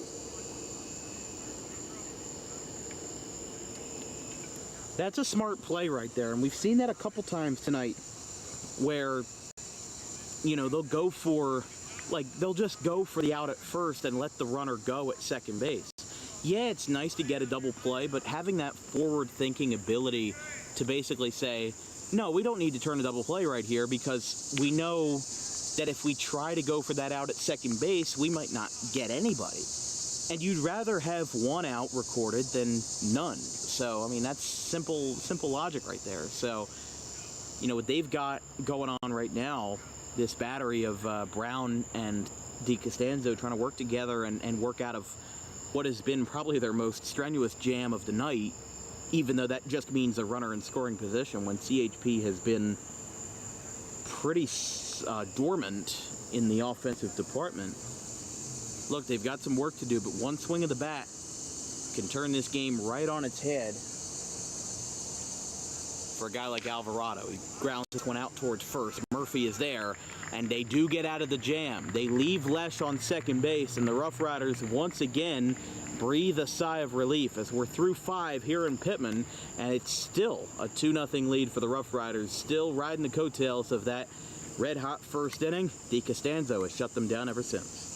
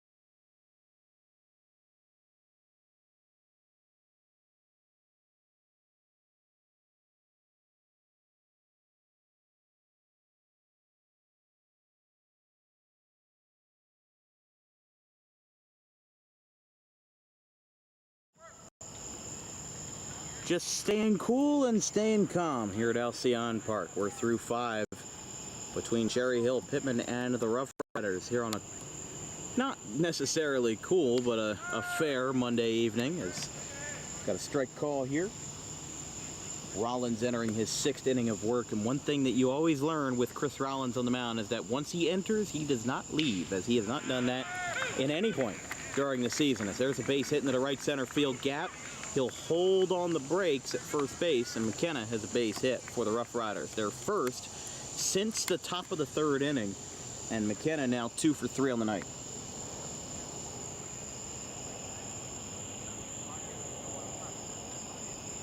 That's a good sight to see here from the Roughriders. You know, for them to, they're not out of this game by any means. I mean, let's cut out the middleman. They're winning, but their momentum has certainly slowed with no offense on either side since the top of the 1st. A late start by McKenna. The throw is wide, and despite getting a super late start, McKenna has his 19th stolen base of the year. I mean, that was like a Little League stolen base. He didn't start going until after the pitcher released the ball. I mean, really. I haven't seen something like that not only work, but also be done so cleanly in a while. That one's outside. But Ian Murphy, 0 for 1, a walk and a strikeout tonight. As it's 2-0 Roughriders. They got 2 runs in the top of the 1st on a wild pitch that scored Shane Daly and an RBI single off the bat of the player-manager Jake Swerdloff. There's a strike.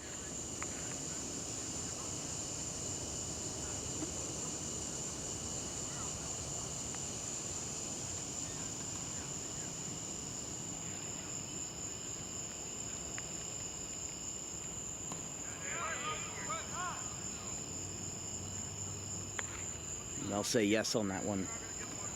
Or, I'm sorry, 3-1 now. 3-1.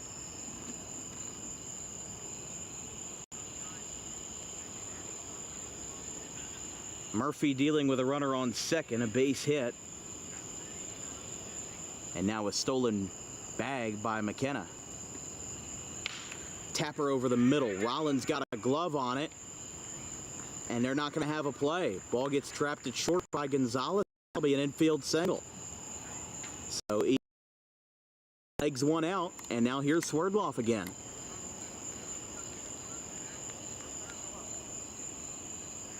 And the good thing about that ball being deflected by Rollins was that it slowed the momentum enough for McKenna to stay at second base. If that ball goes into center field, McKenna's breaking for third, and he might even score on that play.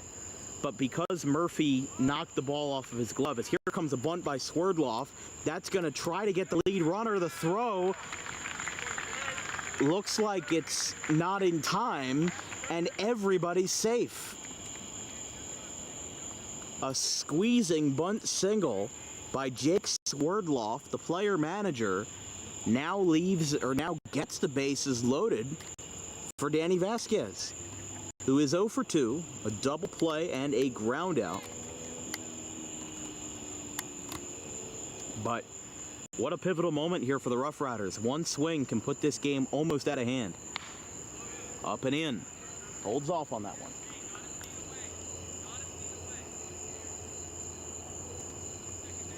But 3 straight singles. McKenna and Swerdloff now both 2 for 3 tonight. Here's a little floater in the right field. Vasquez gets the job done in front of Lay. He'll fire a throw to the plate, and everybody moves up 90 feet. Vasquez drives one home on an RBI single, and it's not the 7th yet, but the insurance run is most certainly appreciated. It's 3-0.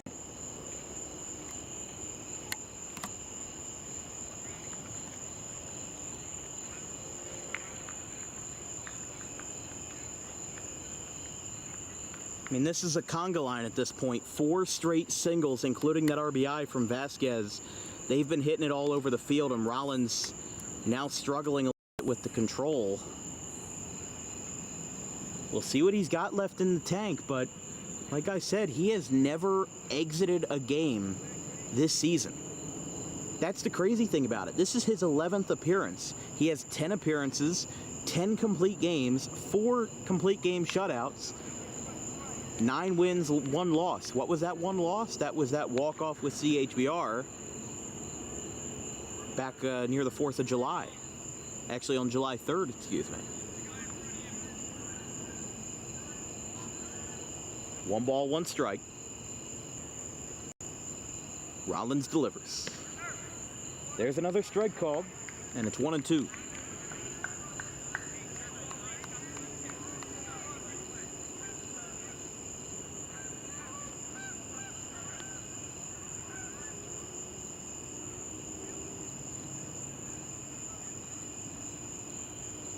Here's a little tapper out towards first. They've got to play at the plate. Alvarado's got it. They pump fake the throw at first, but they make no play. And there's out number 1. So that's big there for Cherry Hill Pitman. They wanted to make sure that this game stayed in their hands, and, you know, allowing that 1 RBI single was bad enough, but the fact that they forced that ground ball here, they didn't get a double play, but they held everybody where they were at. Conga line kept moving. Everybody moves up 90 feet, and the runner at home is out. So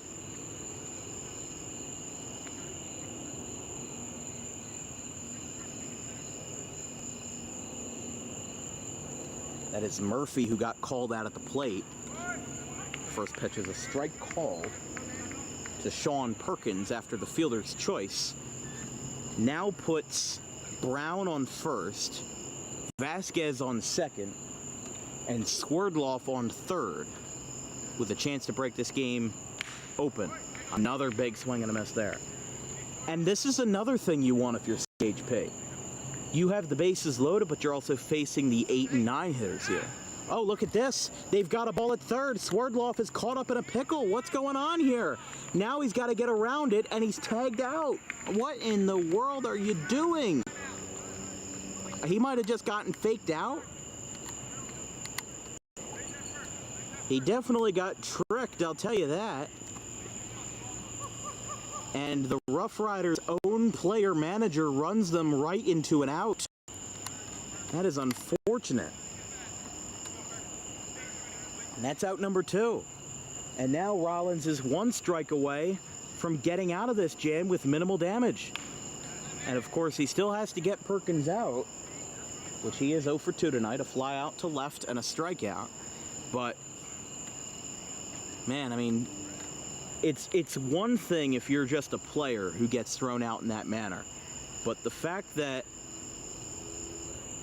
he basically threw himself out, that is a whole different can of worms as a player manager. Outside. 1-2.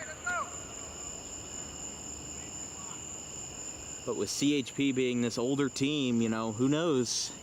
We might have deja vu of last year, but we might also have a complete opposite situation. I mean, this game is by no means decided. Popped up way in the air by Perkins and foul.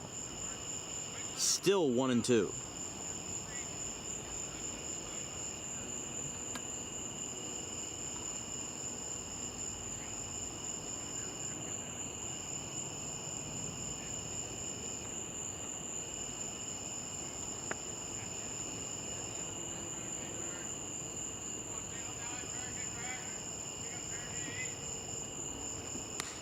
There is strike 3.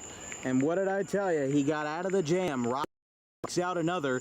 And now they are going to get another 3 outs to make things right, as they do allow a run on an RBI single to Danny Vasquez, which just makes their road back a little bit more difficult. We go to the bottom of the 6th. Blood pumping here in Pitman. 3-0 Roughriders.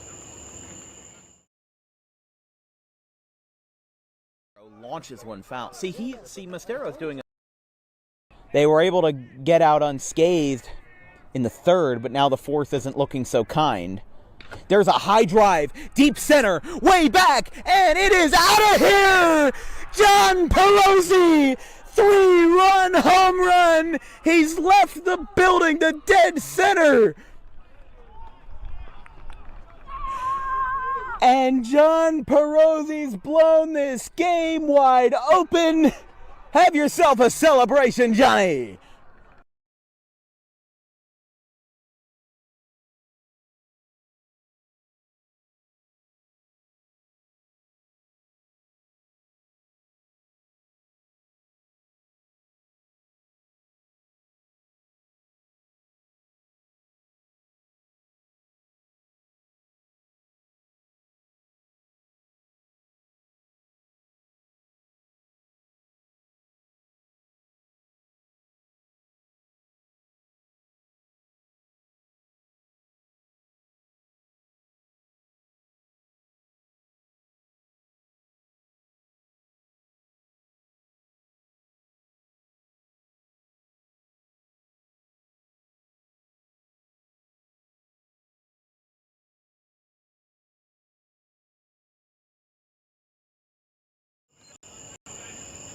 There's the wonderful press box of Alcyon Park as John DeCostanzo still working as hard as he ever has to get through this versus Cherry Hill Pitman. But this is the exact same thing we said last year. Cherry Hill Pitman was the 4 seed last year.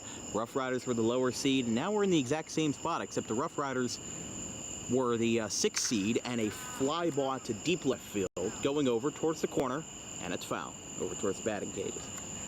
But this year, CHP was the 2 seed, you know, right behind Cherry Hill BR. Both Cherry Hill teams finished first and second respectively. So it's not hard to look at the playoff bracket and say that Cherry Hill Pitman is the favorite, especially now with CHBR gone. But, you know, what you see on paper doesn't exactly reflect what we see up here in the booth. You know, we're watching the gameplay. Every pitch, every hit, every swing, every second, we see the body language. You know, the Roughriders seem loose, they seem content, they seem happy, and CHP just right now is trying to get back into attack mode. They're swinging at everything that they can reach, and they're swinging with 110%. Like Massaro, I thought he was swinging for the fences there. Same with Alvarado. You know, as a 9 and 10 hitter in the order, your job is not to hit a solo home run in this situation. You're down by 3. You've got to get a walk. You've got to get a single, maybe rope a double into the gap. Something little to get that spark fired up under their belly. Because if they don't start now, who knows what the energy is going to be in Game 2. You don't know if that energy is going to be there. Massaro floats this one out to straightaway center. Daly is there, and there's out number 1. So Roughriders 5 outs away from a Game 1 winner.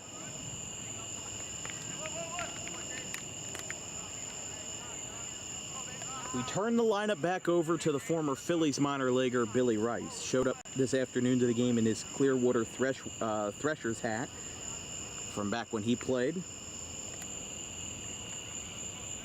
Billy Rice, 3rd in the Tri-County Baseball League in batting, of course, with a .467. Tapper out towards second base. Rice is retired at first. Rice, in 144 career minor league games, batted .273 with a respectable .721 OPS. Spent the 2010 and 2011 season with the Phillies. Was at their Gulf Coast League affiliate in 2010. Also spent 35 games in Lakewood in 2011. Got sent to the White Sox in 2012. Spent time with Winston-Salem and Kannapolis, both North Carolina teams, in 2012. And then spent the rest of the 2012 and 2013 seasons with the Camden River Sharks in the Atlantic League.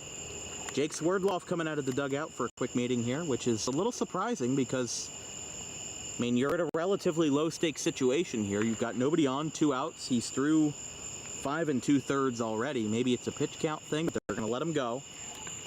And I think they should let Costanzo, you know, let this one ride until there's an issue. So I wouldn't be surprised.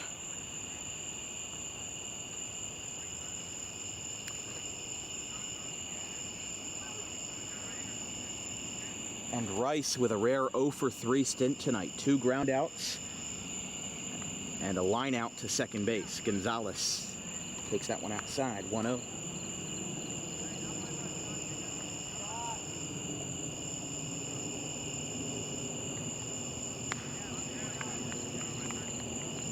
One and one.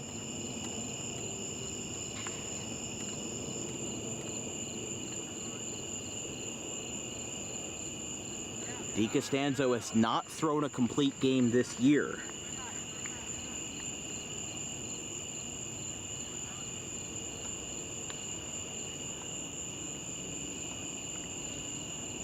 DeCostanzo at a 2.52 ERA last year with the Roughriders as a fly ball to left ends the 6th.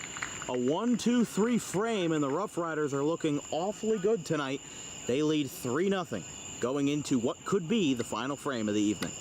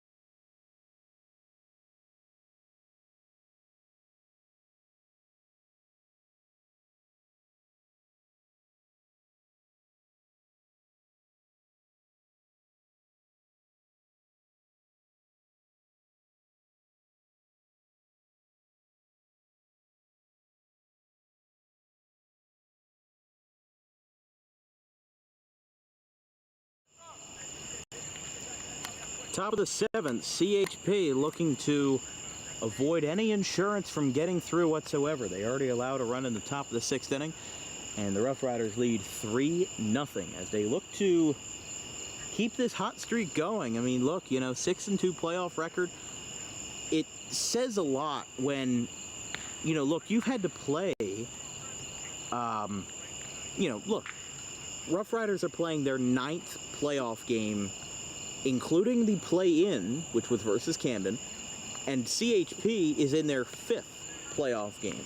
These guys have had two extra games involved with an extra series, and then quarterfinals versus Cinnaminson went to 3.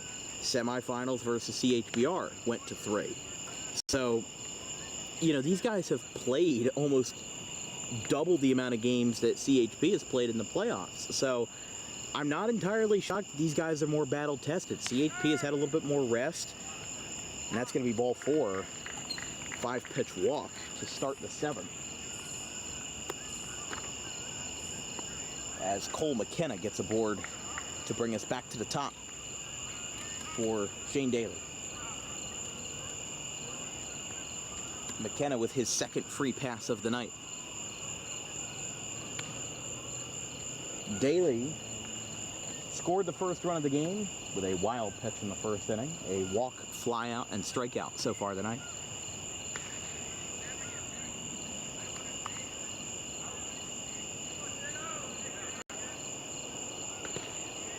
That one skips in.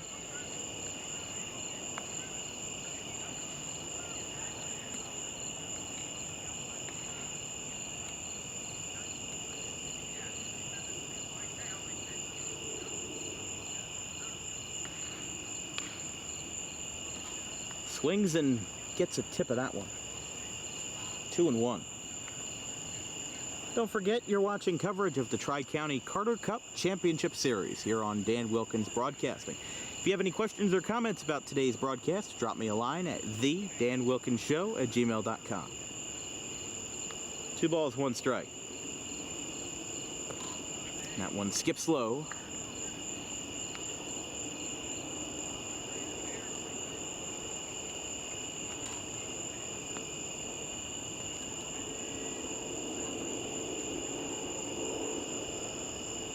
Swing and a miss.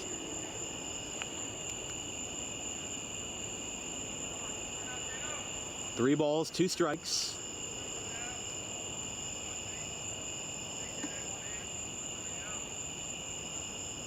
And that one is roped out towards left field, but shallow enough for Shaw to make the catch out number 1. This brings up Sabato.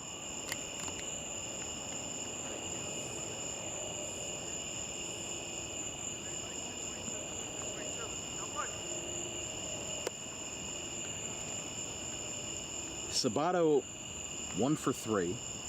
Fly out, strike out, and a single.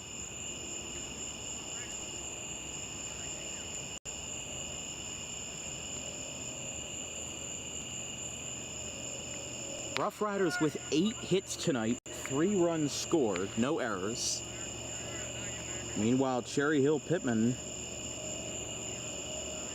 sitting at just 3 hits. 2 in the 2nd inning. As here's a fly ball, again out towards shallow left. And taken in actually by Gonzalez for out number 2.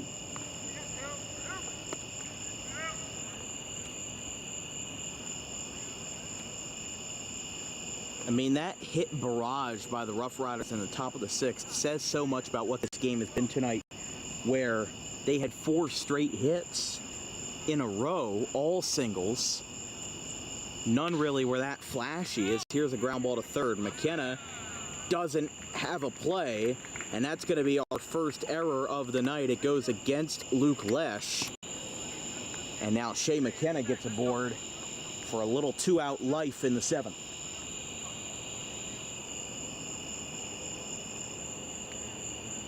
That advances his brother Cole to 2nd, as Ian Murphy, with 1 homer this year, is up.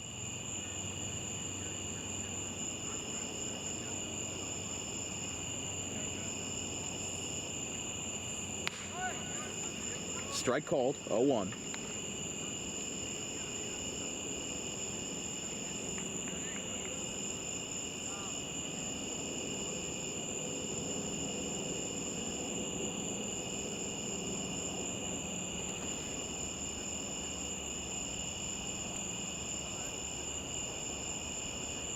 Swing and a miss. 0-2.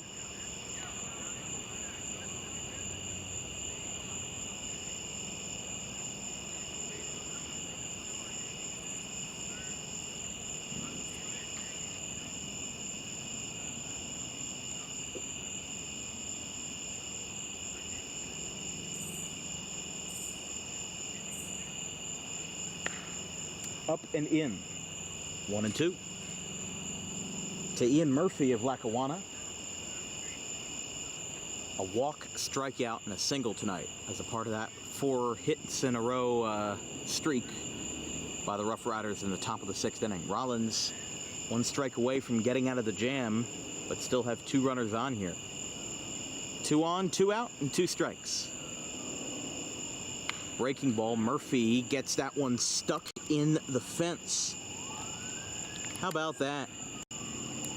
Very rarely we see that here at Alcyon. It happens maybe a couple times a year, and it's even rarer when another ball knocks that other one down, but that is funny. I mean, that takes some skill to get the ball stuck in the chain link fence up near the press box. That's pretty impressive. 1-2. Murphy swings and misses, and the side is retired. However, Roughriders still up by 3, and even though Rollins will get credited for his 10th complete game of the season, it may come with his 2nd loss. Here in the Carter Cup, Game 1, Roughriders are 3 outs away from a 3-0 victory. We'll be right back.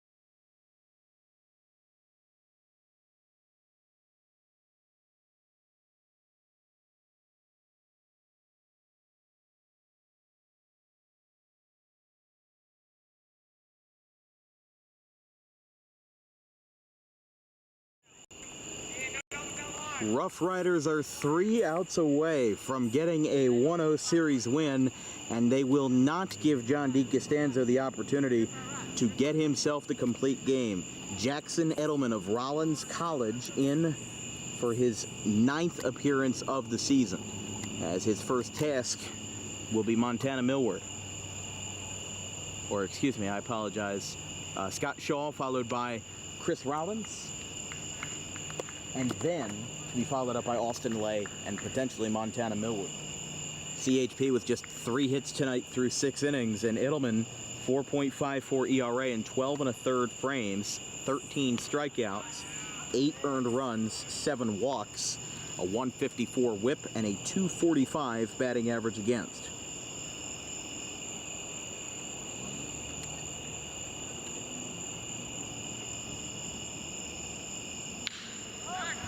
Gets a good piece of contact onto that one. It is off the wall in center field. And he will hold up at second base as Scott Shaw.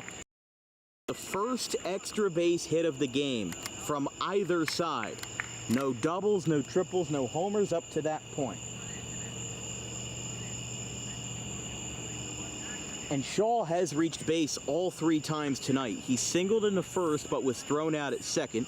He then grounded into a fielder's choice in the 4th and now gets a leadoff double off of Edelman in the 7th here.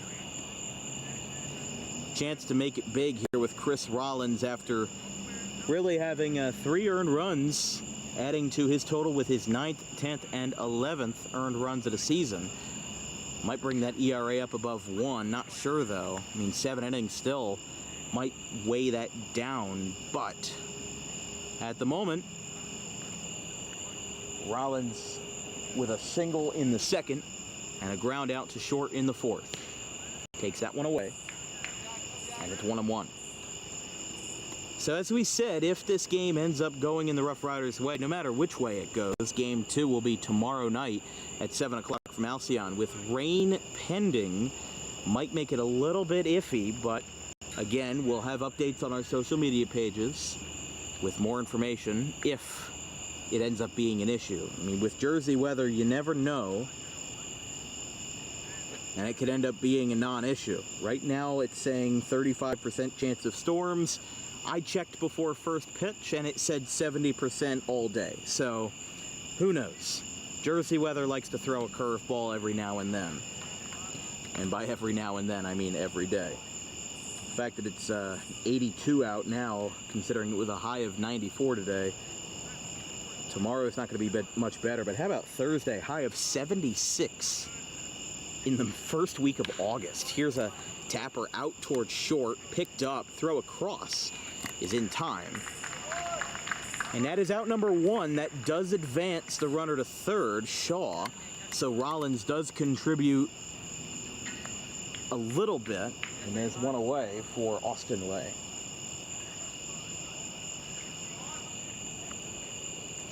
And maybe it's that little spark that CHP needed here. You know, one swing can turn this game upside down. Still going to be a 3-2 game even if you homer here, but it at least cuts into the deficit, and the Roughriders don't have to work. You know, right now what you want to do, though, you don't have a double play ball. So if you ground one into the infield, you know, these infielders here like Murphy and everybody else, Vasquez, they're playing very deep, basically in the outfield grass. They want to prepare for a throw to home. That one's out of play. Back onto the softball field. And it's 0-2.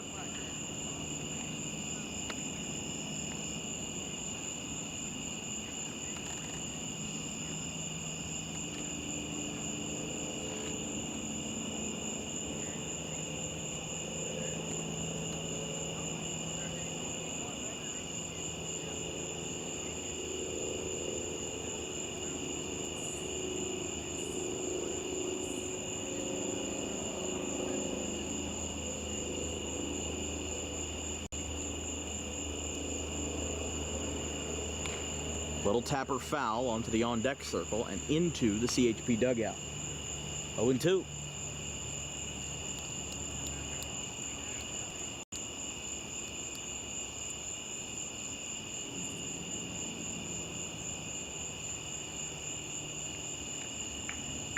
Game time right now with a 7 p.m. first pitch checking in at 1 hour 53 minutes. So a relatively good pace, and another one bangs off the roof of the CHP dugout. No balls, 2 strikes, 1 out. Still living large here, and even if CHP gets that first run back, you're not dealing with Rice and Shaw and Rollins. I mean, yes, Shaw is on third, but right now you're dealing with the bottom half of the order. Now with Lay, who lifts this one high in the air to center field. Who's got it? They'll be caught in left, and they're going to hold Shaw at third, out number 2. And that's huge there. Obviously, a conservative approach by CHP not to send the runner, but I think with how shallow that fly ball was, there was no chance he was going to be able to score.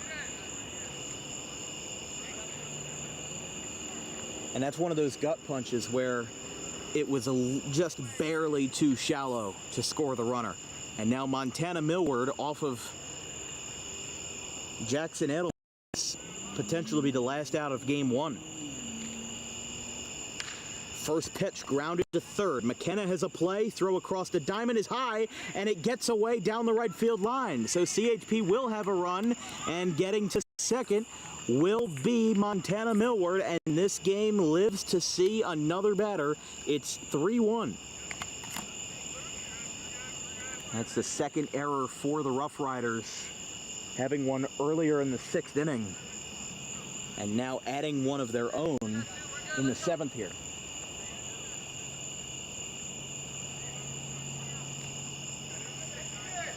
Just a poor throw there by McKenna. I mean, there's not a whole lot that Murphy could do about that over at first, especially with the infield playing deep. He has to cover more ground than he normally would to get to first base. First pitch is popped up, back behind the plate and foul. Off the bat of Luke Lesh. 1 for 2 tonight, fly out and a single.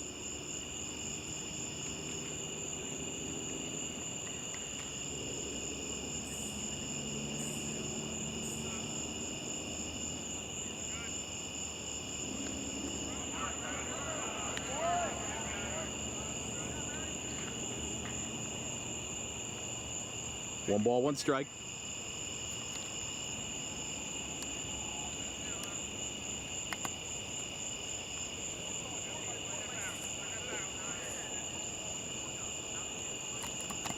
Edelman set. Goes from the stretch. And they're going to get that runner to third.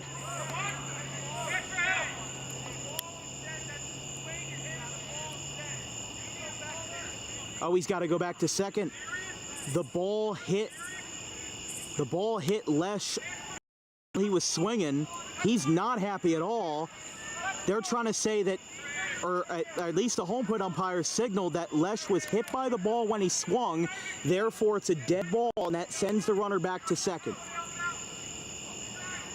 CHP not happy about that one, and he's pointing at the infield umpire because we have a 2-umpire crew for this series. Not happy at all, and it's a 1-2 count as the runner gets sent back to second base here with Millward. 2 strikes, and he got him. Ball game. Rough Riders win game 1 3-1 as an 11th hour push tries to make it work, but at the end of the day just couldn't get it done in the end. And a little bit of controversy there at the end. And the umpires will walk out of here as the Rough Riders win this one, game 1 3-1. As they got the party started early, and they ended up, having a good start here early on in this one. And what ended up being the case was the Rough Riders rode the coattails of that first inning success and got it all the way into a victory. Those first inning runs don't happen, and we're talking about extra innings right here tonight. But the fact of the matter is the Rough Riders got the ball rolling first, and that's what did them in at the end. And this is the exact same thing that happened last year. Rough Riders had a close game in game 1, and in fact all games last year were close in the Carter Cup. But, obviously Cherry Hill Pitman is going to be leaving tonight with a bit of a sour taste in their mouth because they obviously vehemently disagree with the call there that had Lesh had the umpire saying that Lesh was hit on the swing. And honestly, I'm not going to be the one to contest it because I didn't have the best angle of it. But if Lesh is arguing that adamantly, then I guess there has to be some merit to it. I mean, you don't lie that confidently to the umpire's face without a little bit of valor to it. So, I think Lesh definitely did have a point. It was definitely a close call, but I didn't have that. Look, we're out here in the outfield. If we were behind home plate, maybe we would have heard a snap, maybe we would have heard a click or a tap, but we didn't have that. So, at the end of the day, those guys in the dugouts had a better view than we did, and we're going to leave it at that, as we will see you tomorrow night. I mean, what a game this was. Player of the game has to be John DeCostanzo. 6 strikeouts through 6 frames, just 3 hits allowed for CHP, and even though they had a late push in the 7th, it ended up being the difference between a win and a loss. The Roughriders haven't had the most consistent pitching this year. So the fact that DeCostanzo was able to come out there, do what he had, and even though he didn't finish the game, he still did a heck of a job. And Jake Swerdloff also helping out his own cause. 2 for 3, had that second RBI, driving in McKenna. That put this team on a pedestal that they did not rock from. And they were able to ride high and have that confidence for all 7 innings that they would not relinquish all night. So we'll see you tomorrow night for Game 2 of the Carter Cup, as the Roughriders, looking for their 2nd championship in a row after sweeping Cherry Hill Pitman last year in a very similar scenario. They'll play at 7 o'clock from Alcyon tomorrow night. The last team to repeat as champions will be the Gardens of Vineland, all the way back in 2017 and 2018 with those back-to-back titles, and then Belmar with a 3-peat in 08, 09, and 2010. So it wouldn't be all that recent history to say that the Roughriders could be on their way, and in fact are 7 innings and 21 outs away from doing just that. From everybody here at Dan Wilkins Broadcasting, our social media coordinators Brandon the Kegerland and Keely Curran, our graphics crew Gavin Van Rel, Caleb Lane, and Nelson Reeves, my producer Emmett Canary, I'm Dan Wilkins. We'll see you tomorrow from Alcyon Park. Roughriders beat Cherry Hill 3-1 to get 1 step closer to another championship. Have a good one, folks.